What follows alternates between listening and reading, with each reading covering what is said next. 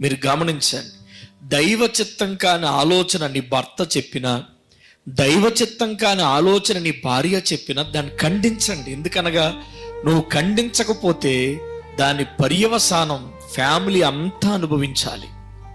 భర్త కానీ భార్య కానీ తండ్రి చిత్తం కానీ అడుగులు వేసినప్పుడు, ఆలోచన చెప్పినప్పుడు వద్దు వద్దు, అది లాభాన్ని చేకూర్చినా, మనకి ఎంతో ద్రవ్యాన్ని తీసుకొచ్చినా అటువంటి పని మనము చెయ్యవద్దు. అటువంటి క్రియలు మనకొద్దు. అటువంటి ద్వారా వచ్చిన డబ్బు మనకు వద్దు. అన్ని డబ్బులు మంచివి కాదు.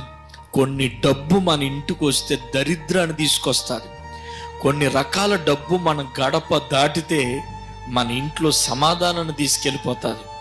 కొన్ని రకాల డబ్బు మన గడప దాటితే సైతాన్ని తీసుకొస్తుంది. హల్లెలూయా. కాబట్టి అన్ని ఆకాను కూడా డబ్బు